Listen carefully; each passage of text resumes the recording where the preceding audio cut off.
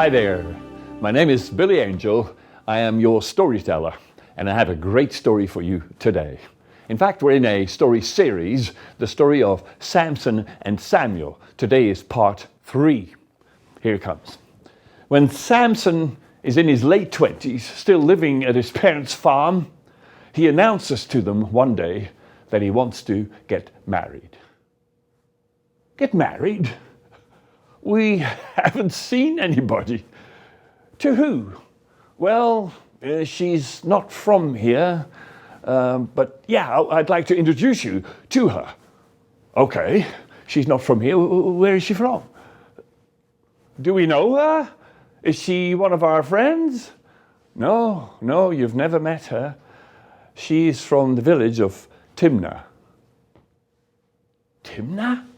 You mean the Philistine village?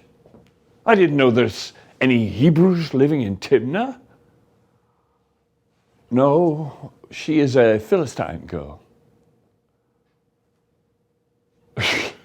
You're joking, right? Huh? You're not joking? Samson. Please, you can't marry a Philistine girl. That's just not possible. Not possible. No. Yes. She's special. She's wonderful. The way she behaves with me, she's the one for me. Dad, come on now. Come on now. Samson, the Philistines are the enemy. They rob us left and right. They rob us blind. They take everything from us. They want to be rid of us. They want to make us their slaves. No, we will never be their slaves. But I love this girl. You know how I met her? You got to hear the story. I was hunting one day, and there was this wild boar. I mean, you don't see them very often. And I got hold of one, but it escaped. And I was running after this boar and running, and this thing was really fast. And I was going to catch it. And I lost my sense of direction for a little while. And all of a sudden, I step out of the woods, and there's this village. And I'm not sure where I am. So I walk into the village, and I look around and say hi. And I'm in Timnah. Yeah. And the people were kind to me. And then it was nice to be there. And then I saw her. Her name is Lehi. She's just beautiful. You should meet her. She's special. She's the one for me.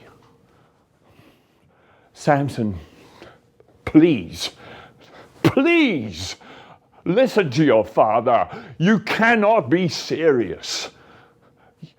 Do you know, you are a Nazarite. You know that. There's a special calling on your life, a special task for you to perform. If you want to be a Nazarite unto God, the God of Moses, you cannot marry a Philistine. You can't be in 2 camps all at the same time. Samson, wake up! Well, at that point, Samson walks out the door. He just disappears. This is what he does occasionally. And he's out there. And he's not to be seen for hours. You see, Samson loves being out there in the fields, in the hills. He loves that rough terrain. And he runs, believe it or not, he runs, sometimes even uphill. He is extremely fit, this man. He knows the layout of the land really well. And he loves just pushing through the thick of the woods or climbing a rock facade or even just going through a river. He doesn't care. He loves being out there in nature. And of course, he's a hunter. He knows all the animals and he knows what to look for. He loves surprising an animal. Be surprised. There's pheasants, there's deer, there's hares and rabbits, all kinds. And of course, the occasional hyena. And on a few occasions, he's even run into a bear. So Samson is out there. He spends, okay, he's by himself. I mean, he must be joking. A Philistine girl? Never, says Manoah. Now, his wife, Rachel, she's not said a whole lot, but she is just thinking about that angel that appeared to them before Samson was born. Do you remember? Do you remember what the angel said to us? That our son would begin the delivery of the Hebrews from the Philistines. That is Samson's task. Well, indeed, exactly. I mean, if he's married to a Philistine, that's just not going to happen. Forget being a Nazarite. And so they talk, and the day goes by. The next day, Samson is back, and they pick up that conversation. Samson, you know about the angel? And the angel said, you would begin the delivery. Yeah, I know about that. Yeah, you told me many times. But I mean, I don't know what I can do. I don't know how that works. That is, well, he told you that, but he's never appeared to me. And I don't know. All I know is I love her. She is special. I want you to come with me. Yeah, I spoke with her parents. I've asked her to marry me. She said yes. And her parents want to meet with you. Now, hang on, Samson, hang on, not so fast. So, you asked her to marry her. And did you explain to her that in our custom, if a guy marries a girl, she leaves her parents' home and she joins her husband's home, So she would come here and live with us. She'd become a Hebrew girl, worship the Hebrew God, the God of Moses. What do you think? Will she be doing that? Well, yeah, I think so. Have you asked her? No, but I'm sure she will. I wouldn't be so sure, Samson. The Philistines look down on us. We are just dirt in their eyes. No, they're never going to let their young lady leave them. Oh, no. They're going to have you join them so you can work for them. And that will make you a slave to the Philistines. Never! I'll never be a slave to them. Oh, what do you know? And Samson is off again. Oh, man, this is what he does. Why can't we just have a decent conversation? Well, calm down, Manoah, says Rachel. It'll all come together somehow. God knows. We just got to hang in there together. Samson is off on his trail. He's running and he's loving being out there. And not far from where they live, there is a huge rock. It's called the Rock of Etam. It's an impressive, massive rock. And Samson loves going there, and he climbs the rock right to the very top. And then he stands there like on top of the world. And you have an amazing view, 360 degrees.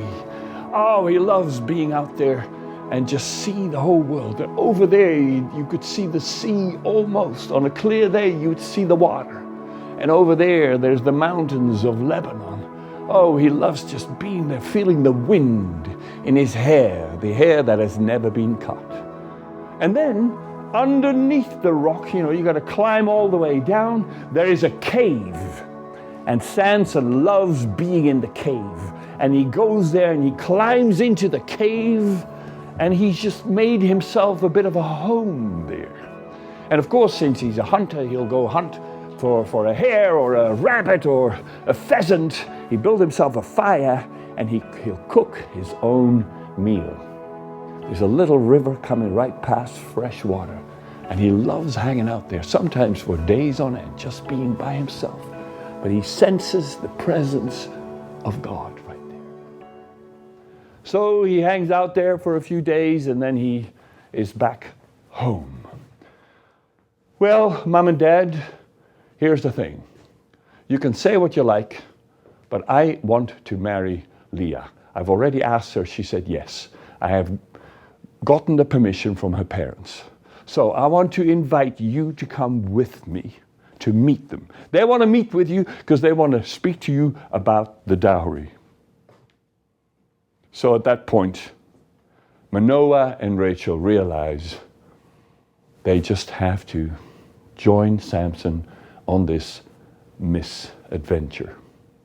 And so they pack a few things, they get some drinks, and they're going to make the way from their village to the village of Timnah.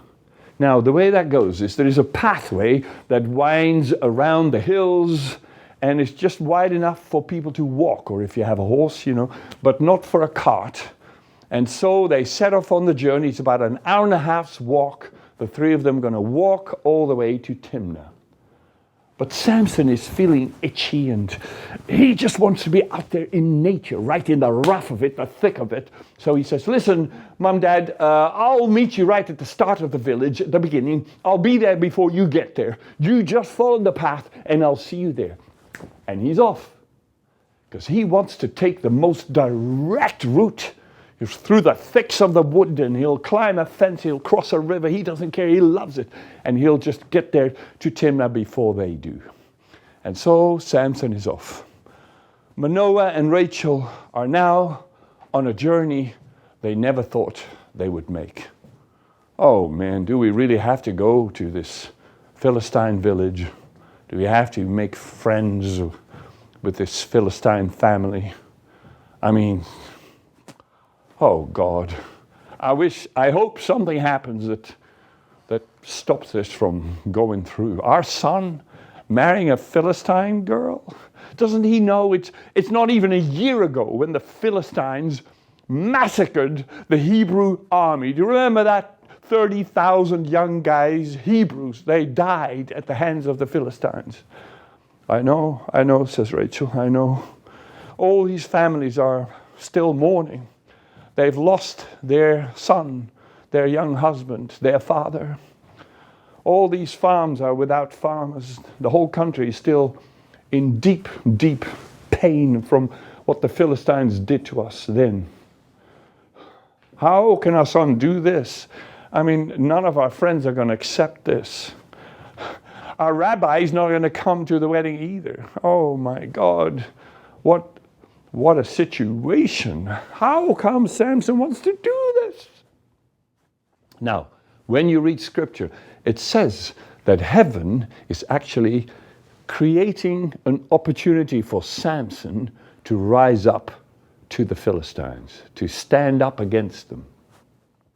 So something is going to happen that is very different from what Samson has in mind. And yet, this is how heaven wants to use him, since he is set apart as a Nazirite. Well, Samson is having a good time pushing his way through the thicks, and there he goes, and he goes. Suddenly, out there, about 40 yards away from him, there is a lion standing there. A massive, beautiful, powerful lion standing there, still staring at him. Samson is staring at the lion. This is such an impressive beast. He knows that that lion could just kill him in an instant. But amazingly enough, Samson feels no fear. He's got an enormous power in his body. And in that moment, the Spirit of God just turns something on. And he feels energy rushing through all of his muscles. His mind is sharper than ever. And he is facing the lion. The lion is facing him. And Samson knows he's not going to take his eyes off the lion. He's not going to walk away or run away. No. He is going to scare that lion away if he can. And so Samson slowly approaches the lion. But the lion is not going to have it. So this lion, standing there in all of her glory, she is so powerful and beautiful. She sees this man. She is going to kill that man. What is he doing here in my territory? And the lion begins to run towards Samson, makes this run and run and run and run, and at the last minute the lion jumps. The lion wants to knock the man over, knock him to the ground, then she can just grab him and kill him. But Samson, fit as he is and sharp as he is, he has stepped aside at the last moment, and you know what? He swings his arm from underneath and he hits the lion in the chin like this. Bang! And the lion just comes down on the ground, slightly confused. What just hit me? What's this?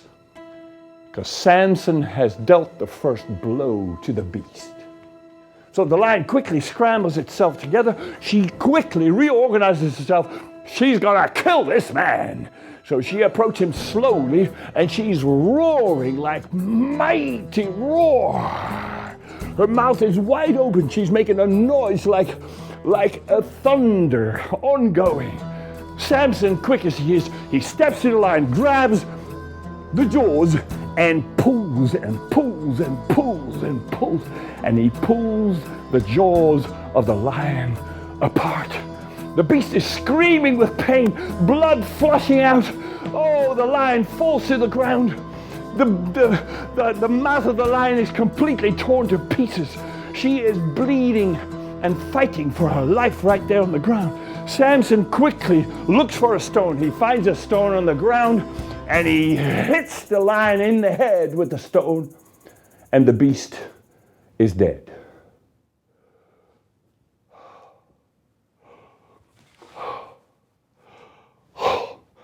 Oh, man. Whoa. Whoa. Samson looks around. Are there any other animals? Any other lions? Any cubs? No, just this female lion. My, wow, what an experience. And what an experience to feel the power that heaven has given him. And Samson has an epiphany in that moment. Maybe this is the beginning of something new. Maybe this is the day I've been waiting for. Maybe God has a special mission for me. And today, the door opened up. Wow, I just tore it to pieces. Wow. And so then he realizes he's got to get to Timnah quickly. So he sets off, he runs and runs and runs, and he gets there to the beginning of the village before his parents do. And guess what? Samson never says anything about the lion. Hi, Mom, Dad, this way. So they go into the village. Samson knows his way around. They knock on the door, and there's the in-laws. Yes, they are expecting the family of three, come on in. And so they come in, and they're invited to sit down, as you do, and there is polite conversation, and there is hospitality, a few bites to eat and something to drink, a nice cup of tea. And then Samson initiates a conversation. This is Leah, my parents, introducing everybody to each other. And yes, we are planning to get married. And we will be married here in the village of Timnah.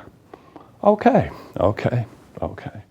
And so, the parents of Leah explain that it is over to the parents of the groom to provide a dowry. And they explain what that is, and it's like an investment into the life of the new couple.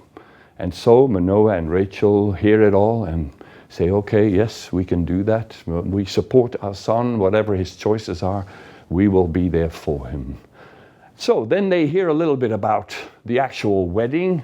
The way it's done over here is the groom is invited to organize a party for his friends, and that party goes on for 7 days. Manoah asks, could I please interrupt you, sir? I don't think that any of our Hebrew friends would come into Timnah, the Philistine village.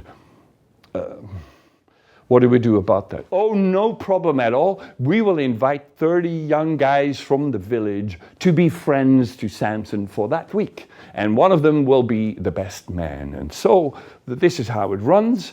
And before the bachelor party starts, there'll be a short ceremony, which is just a family thing. We all come together as a family. You are invited, and you can then present your dowry, your gifts, and everybody else will do the same.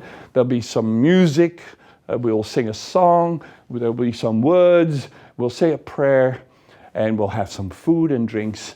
And we'll be very happy for the young couple, and that's how it goes. Then we have 7 days of partying, and at the end of that, there is the official wedding ceremony, which will be conducted by a priest of Dagon. And after that, the young couple can begin their honeymoon. Okay. So Manoah and Rachel have heard it all and have been polite and said, okay, we understand. And yes, we'll be back at the beginning of that week to present our dowry. Thank you very much. We need to be on our way. Thank you, sir, ma'am. Have a good day. And they're off on their way. Samson is going to stay behind for a few more hours to hang out with his girlfriend, fiancée. So Manoah and Rachel walk home, and it's a slow walk. They are just feeling devastated. My, oh my, our son getting married to a Philistine girl. And I guess we don't know, we never talked about where Samson is actually going to live. Is he going to live with them, or is she coming to live with us? We forgot to raise the issue, maybe just as well. Oh dear. Samson is home a few hours later, and they don't want to talk much. So, Samson, where do you think the two of you will be living? Well, I think they want us to live over there, because they tell me that during the week of the party, the 7 days, all the young guys will be invited to build an extra room to the farmhouse, and that room is then given to Lehi and myself. That'll be our private room. So I guess they expect us to live over there. Yes, just as I was telling you would happen. They want you to come over there because then you'll be working for them. Okay, Dad. I know. Whatever. All right? But thank you for coming with me. And thank you for being part of this. You are my parents, and I do love you very much. Yes, Samson, we love you too. We love you too. And then there's silence. And they don't speak to each other for a few days. My, oh my, what are we going to do? Then, a few weeks later, the week is here. The week of the wedding. So, Manoah and Rachel, they get ready, their best clothes. Samson is getting ready in his best clothes. The dowry is all organized, and the three of them set off on their way to Timnah. The same pathway, they know the way now. And before soon, of course, Samson says, Mom and Dad, I'll see you at the beginning of the village. I'm just going to go take my own route through the interior. And he's off. Samson is curious what has become of the dead lion. Would there be any other animals, any other lions? He wants to know. Now, he's never said anything to his parents. So, hey, they'll find their way, and he takes the interior. So he pushes his way through, he crosses a river, he climbs a fence, this and that, and there is the lion, the carcass of the lion, still lying exactly where he left it, where it was left. But then, look, there's a bunch of bees flying around the lion, flying around the carcass, bees. Bzzz. What's going on? They are building a bit of a nest, a beehive. What is this? They are producing honey right in there.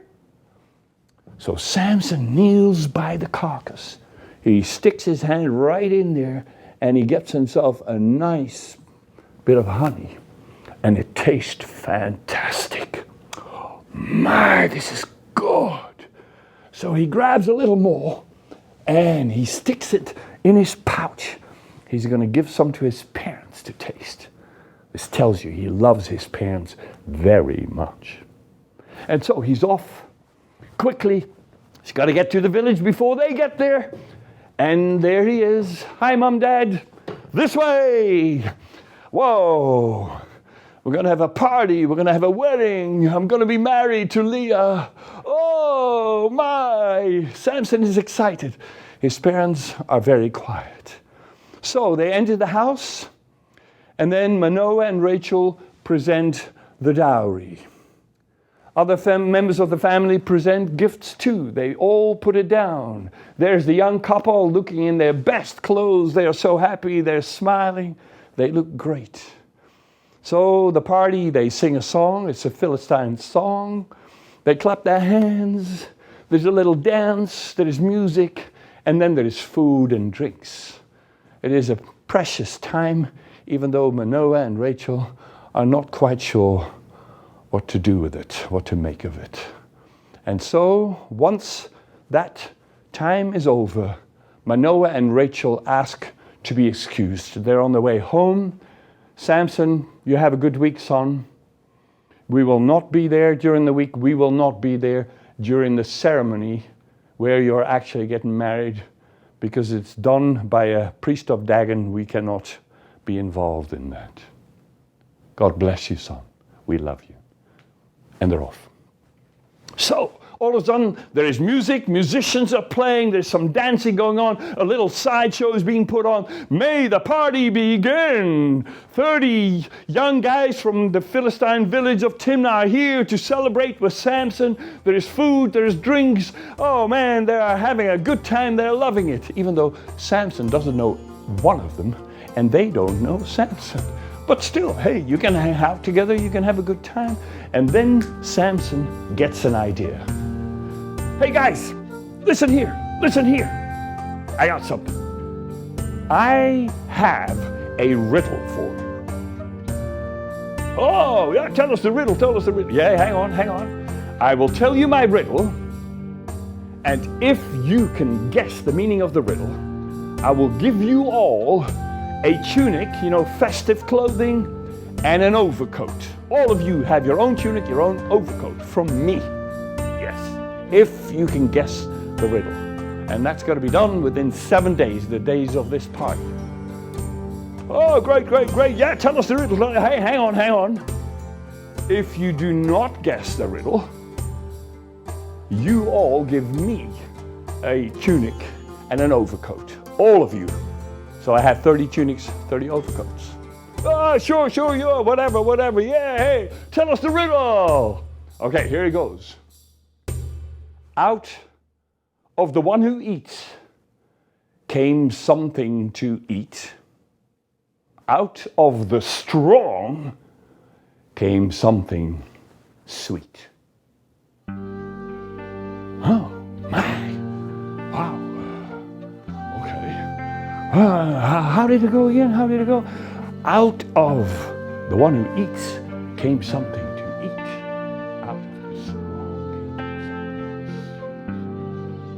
something. Okay, well, we've got to be able to solve this.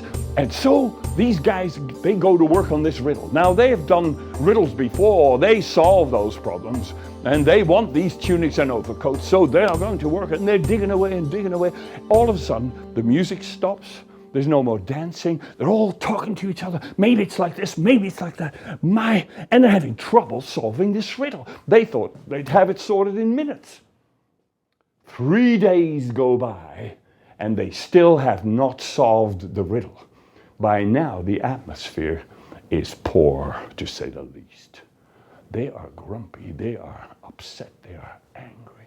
I'm not going to have this Hebrew humiliate me like this with his ridiculous riddle. And I'm certainly not going to give him my tunic and my overcoat. Absolutely not, never. So what do we do? Let's speak to the lady. She can get the meaning from him and pass it on to us. That's what we're going to do. And so they send a small delegation. 3 guys leave the party quietly and head for the house of the bride. They knock on the door, and she opens. What's up, guys? You think you can invite us to this party so that we can get robbed? What do you mean, robbed? What are you talking about? Well, this Hebrew guy of yours, your Hebrew friend, right? Your fiancé, you've heard how he's given us this ridiculous riddle and for us to solve. I'm going to not let him humiliate me like this. Rob me of my best clothes. It is your job to get the meaning of the riddle. If you don't, we'll burn the house with you in it. Get it? Now get the meaning of that riddle and do it now. And they're off. Leah is standing there, shaking. Her whole body is shaking. They really frightened her there. That was a serious threat. What's she do? What is she to do? She knows that these guys are capable of doing what they said they would. So she puts on her best clothes, she puts on her jewelry, she makes sure she looks as good as she can. And then she arrives at the party. Hi, Samson. And so she just pulls Samson aside, and there's a little bit of romance and a few kisses, and how are you? Da, da, da, da, da.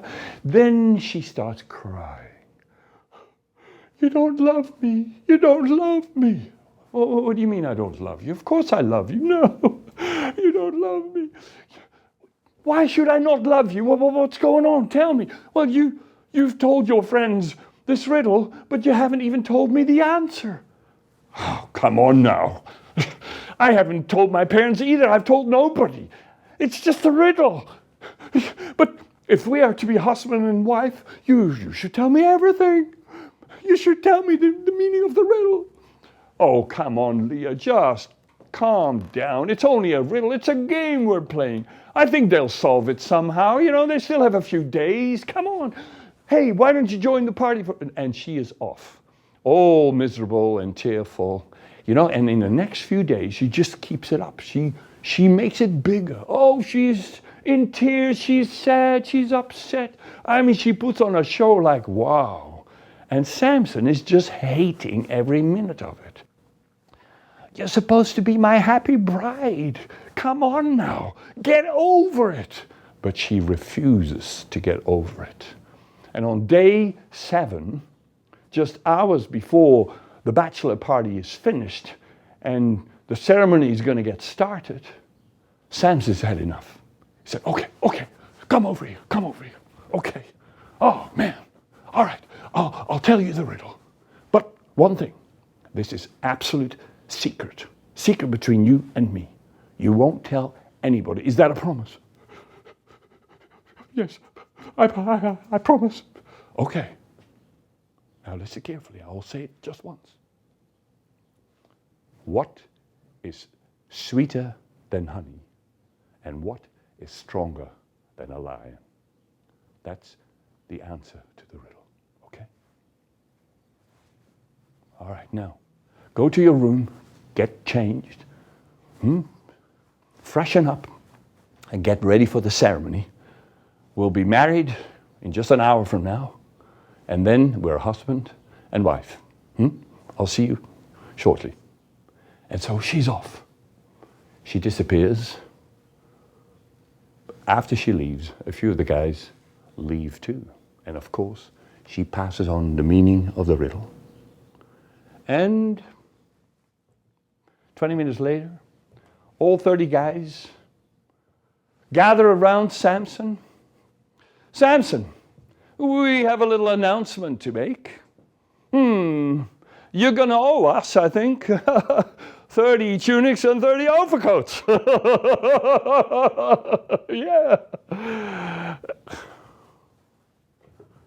Okay, you think you figured the meaning of the riddle? Yes, I think we did. It was a tough one. It took us a while, but we got there in the end. What is sweeter than honey? What is stronger than a lion?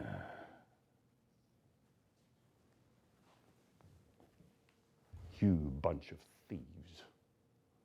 Had you not plowed with my heifer, had you not messed with my fiancée, you would not know the answer to the riddle. You would not have solved nothing.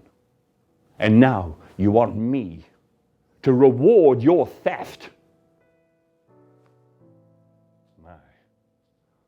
I wanted to think the Philistines were good people. I realized I was wrong. And in that moment, something deep happens inside Samson.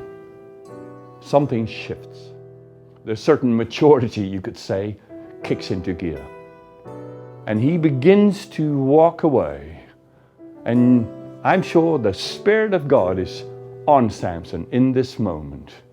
And he's hearing wisdom from heaven and direction. And heaven says, walk away, Samson, walk away, walk away, walk away. And he walks away from his friends. He walks away from the party. He walks away from the wedding ceremony. He walks away from his in-laws, and he walks away from Leah. He understands she cannot be his wife. She's already betrayed him. This is never going to work. And so he's walking away, but he thinks, okay, they want their tunics and their overcoats. What am I to do? Shall I just go home and forget about it? And then something else clicks. It's like an invitation. He is being invited to provide 30 tunics and overcoats. Where can he get those? Of course, if heaven wants him to take the fight to the Philistines, what better place is there than the army barracks in Ashkelon?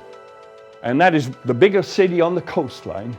That is about 30 miles away. Well, no problem for Samson. So he kicks into gear and he starts running and he starts running and he's running and he's running and he's running and he runs right through till he gets to Ashkelon, and before soon he's found the army barracks. There they are. The gates are all locked. It is now late at night. Well, no problem for Samson. He grabs the gates and he rips them open and he walks right into the court. And then he says, hello there, anybody here? Hello there, where are you all? Are you asleep, you Philistines? I'm here to make my collection. So he's calling for attention, and before soon, a few soldiers appear. They think, who's this crazy Hebrew? What's he doing here? How did he get in? And so they head for him, they're gonna throw him out. Well, they don't know Samson, and he just whacks them around. He just throws them around. And then there's more alarm, there's more soldiers coming out, and before you know it, there is a fight, and Samson is fighting, and he's fighting. He's fast on his feet. He hits them hard. He knocks them all over, one after the other. I mean, dozens of them. Then there is even more alarm. They're coming out with swords. They're gonna kill this crazy Hebrew. Kill him now. And so they're coming at him with swords. Well, before soon, Samson's got himself a sword, and he's killing those Philistine soldiers one after the other. Dozens. It's a massacre. He's killed 30 soldiers in the space of like a half hour. The rest has run off. It's gone quiet. He enters the barracks. He collects 30 tunics, 30 overcoats. There's a massive net over there for some reason. He grabs the net, puts it all in there, and he drags his bounty all the way back to the village of Timnah. He sets a good pace, and a few hours later, he's back in Timnah, in exactly the place where the wedding took place, and he drops it there. Now, there is nobody there. They've all gone home. It's like 2 or 3 o'clock in the night. And then Samson is satisfied. He goes home. And when he gets home, it's like first thing in the morning, first light. His parents are just waking up. There's Samson. Samson, what are you doing? Why are you here? When they hear the story, they have a sense of relief, but they also have a sense of trouble. There's going to be big trouble. These Philistines are not going to just let this be. No, they're going to come for us. Oh God, now what? So, days go by, nothing happens. Even weeks go by, nothing happens. The seasons change, and now all of a sudden it's the season for the harvest. And the wheat harvest, the barley harvest. And when it's harvest time, everybody is busy. They all get involved, all the villagers, whether you're a farmer or not, everybody's in the fields cutting down the wheat and the grain and the corn and putting together the sheaves and getting ready to bring the harvest into the farm buildings. And so everybody's busy. And Samson says to his parents, I wonder how Leah is doing. Samson, I thought we had let go of all that. Well, yes, but still I think of her and she's special. I can't just forget her. I wonder how she's doing. I'd like to look her up. Oh, Samson, please, Be a Nazarite. Turn your back on those Philistines. They're just going to give you more trouble. But Samson is determined. Yes, if he wants something, he's going to do it. So he grabs a goat, a young goat, puts it on his shoulders, and makes his way to the village of Timnah. Indeed, everybody's in the fields, so nobody even notices him walking into the village, and he knocks on the door of his in-laws, and there his father-in-law. Samson, what are you doing here? Well, I've come to see Leah. I'd like to see her. Can I come in? Where's Leah? Is she there? Samson, wait. You just ran off. The wedding never took place. There was a party, but no wedding ceremony. You didn't seem interested anymore. I have given her as a wife to someone else. In fact, it was the man who was your best man. He married her the next day. What? You can't be serious. She's for me. She was promised to you. Promised her to me. Yes, I did. But you disappeared and we never heard from you again. But my parents paid the dowry, the wedding dowry. She belongs to me. Where is she? Let me get to her. No, Samson. She's married to another man, has been for weeks now. You can have the dowry back. Please leave us alone. And he shuts the door. You're going to pay for this. The whole village is going to pay for this. Now what's he going to do? And indeed, the Spirit of God stirs him into action. Because really, Samson's job is to stand up to the Philistines and let them know that the Hebrews cannot be turned into their slaves. And so all of a sudden he gets a wild and crazy idea. He's seen all these foxes in the area, so he goes out there and he starts catching foxes. There's a barn somewhere, it's kind of deserted, and he puts all the foxes into the barn. He gathers 300 foxes. Then he grabs 2 foxes and ties their tails together with a piece of rope, and he puts a torch in the tail there. He sets fire to the torch and lets the foxes go. Well, these foxes have a fire on their tail. They just run and run. They go everywhere. There's 150 pairs of foxes running around the village, all the fields, all the wine, the vineyards, the olive groves everywhere, and the fire just goes everywhere. The whole village is on fire, and the whole area on fire. Flames everywhere. The entire harvest gets burned. Samson is off, and he's going to his cave. It's time for him to be by himself and to calm down and to take a few days out. Well, those few days, the villagers are extremely busy. They run around hours and hours to put out the flames of the fire. Their harvest is completely destroyed, vineyards destroyed, olive groves destroyed. It is a total disaster. So then they want to know who did this and why. And when they find out that it was Samson, because his young lady that he was going to get married to is given to someone else by the in-laws, guess what? The Philistines, they don't head for Samson's parents' place. No, they head for the in-laws' place. They go right there, set fire to the farm, and they lock and block the door. The young lady, Leah, and her father are burned to death.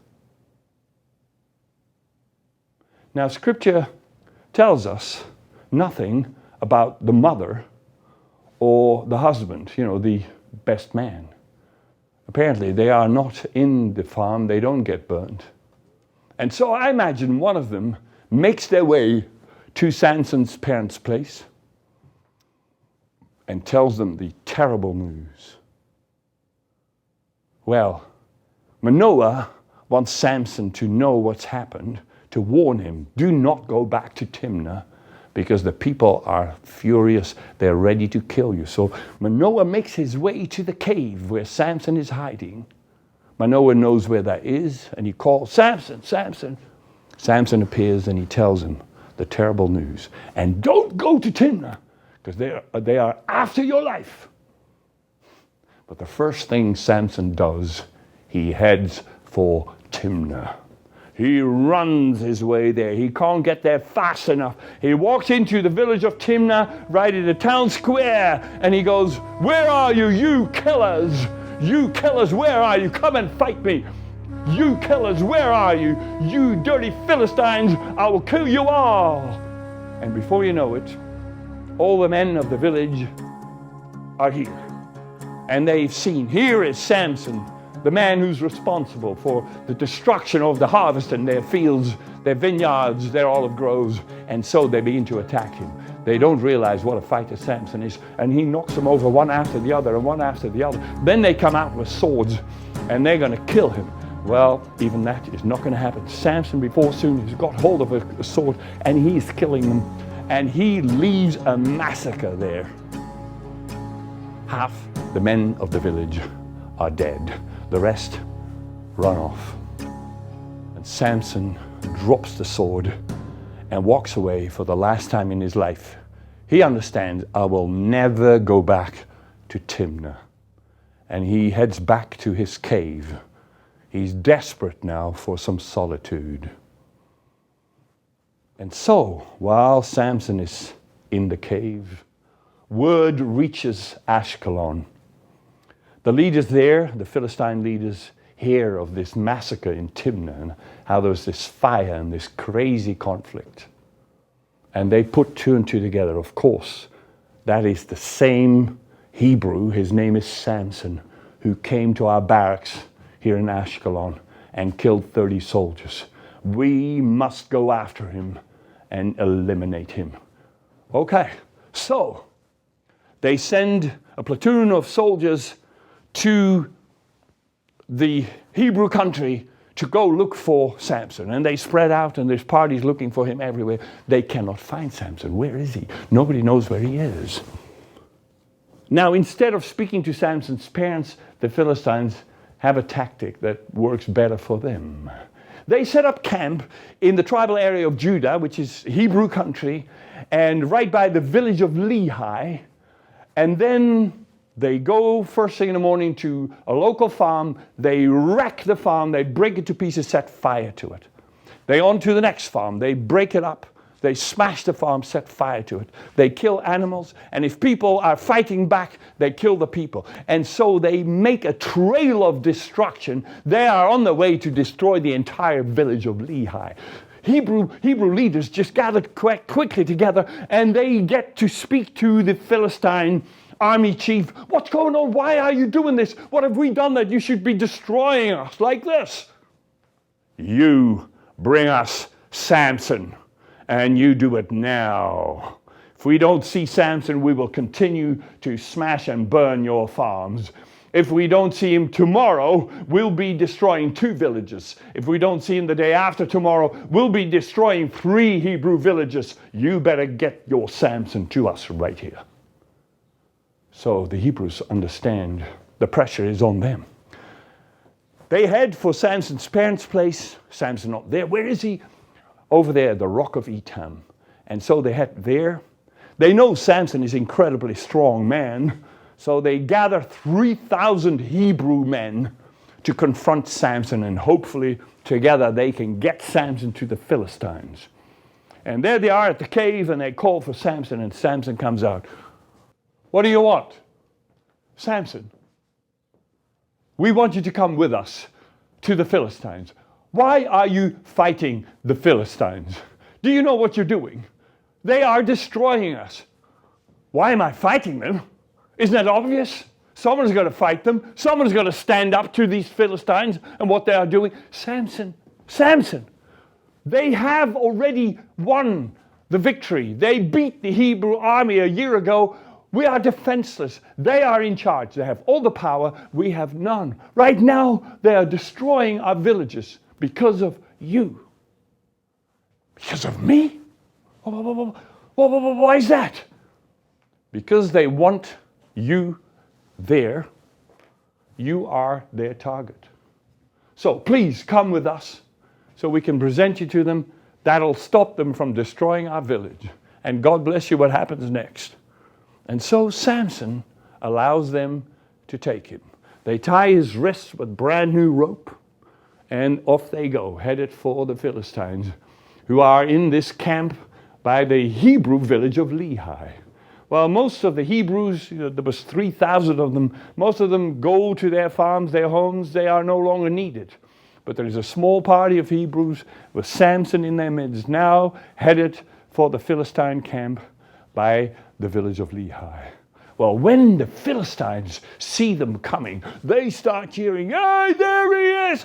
There he is! Hebrews come, let's kill him! Kill that coward! Kill that coward!" And hundreds of soldiers come running out, swords in hand, ready to kill this Hebrew. Well, in that moment, the Spirit of God does a work in Samson. He just feels this surge of energy. His mind is sharper than ever. The ropes on his wrists, they just break like they are paper. He looks around, and there is a jawbone from a donkey that died a while ago, and he picks up the jawbone, and this will be his weapon. And he starts fighting the Philistine soldiers. And he is very good and very fast. He's not only very strong, but he's extremely fast on his feet. It's like he dances while he's fighting. And he outmaneuvers these Philistines constantly. He outruns them. Then he turns around. He makes these sudden moves. And every time he hits them, he kills another one. And he kills another one. And he's killing them by the dozens. More and more. He outruns them, comes running back. And more soldiers come. And more soldiers come. And Samson is just like in a dream. He's just flowing. He is just incredibly powerful. He is invincible. And he goes on for hours and hours and hours. The Philistines cannot get to him. They can't seem to kill him. And in the end, he has killed like 1,000 soldiers. And then he realizes the sun has already gone down. It's dark. Everybody else has left. There's no Hebrews there. Nobody stood with him. They all fled. They all ran. They were all afraid. But Samson has killed the enemy. He throws the jawbone away. And then he sinks to the ground. Oh God. All of a sudden it's like a ton of bricks hits him. He's got no energy left. He is completely exhausted. Oh God, help me. Help me. Oh God, thank you. With your strength, I beat them all. I beat them all. Oh God, but help me now. Give me strength so I won't fall into the hands of that scum, of those heathen, those pagans. God, help me. And then all of a sudden, right there where he's on the ground, there's a little sound, water bubbling up from the ground. A little spring just came up. And Samson starts to drink. And he's drinking this fresh, cool water. And it is reviving him. And slowly he regains his strength. God has given him a way out. And he goes, "Thank you, God. Thank you, God. I am a Nazarite. You are my God. We will never be slaves to the Philistines. Never." Well, when word reaches of this day, reaches Ashkelon, the Philistine headquarters, the leaders there are just in shock. You're kidding me. This one Hebrew killed all the soldiers. Yes, he did. Well, some of them say, we will send 3 platoons there. Let's kill that Hebrew. We got to be rid of him right now. But then one of them says, hang on there. Hang on. Wait a minute. Do you remember? It's not too long ago when we got hold of the Hebrew ark, their holy object. Remember that? And we took it into the temple of Dagon. We placed it there. Do you remember how the statue of Dagon just came crashing down? Do you remember how the plague broke out? All these people got ill. People were dying left, right, and center. We took the ark to another city. Same thing happened there. In the end, we just had to take the ark back to the Hebrews. We were fighting the Hebrew God. He is invincible. He is all-powerful. You do not want to enter a fight with the Hebrew God. This man, Samson, gets his power from the Hebrew God. I had no doubt about it. He's not on his own. We better step aside. We better just take our hands off this. We better just wait a little while. Now, if this Samson one day makes a mistake, if one day we find out the secret of his power, we will get in there. We will cut him down. We will kill him instantly. But before then, we better stand back and leave the Hebrews to themselves. We do not want to fight their God. And so the Philistines decide to do just that. And over time, the Hebrews begin to learn that the Philistines seem to leave them alone more than ever. And there's freedom, there's peace. No more raids, no more crazy things happen, no more Philistine aggression. They are just in their own territory. And the Hebrews can build their lives.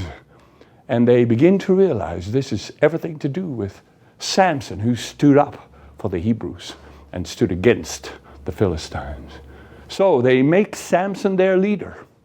And all of the 12 tribes know that Samson is now their leader, the judge of the Hebrews.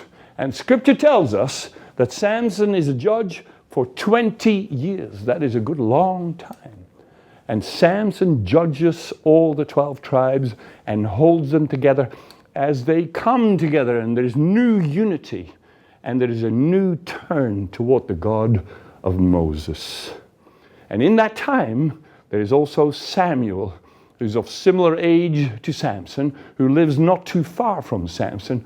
Samuel is a priest and a prophet, and he travels the whole country to speak God's word to the people and to teach the people about the God of Moses. And the people understand you have a choice. You either walk with the God of Moses and receive the blessings of Abraham, or you walk into the trap of the Philistines and be their slaves forever. That is your choice. And so the people pull together and worship their God, the God of Moses. And this goes on for 20 years. And then one day, Samson takes a radical action. He puts his life on the line. He risks everything. Nobody understands why is he doing this. But that is for the next story. See you soon.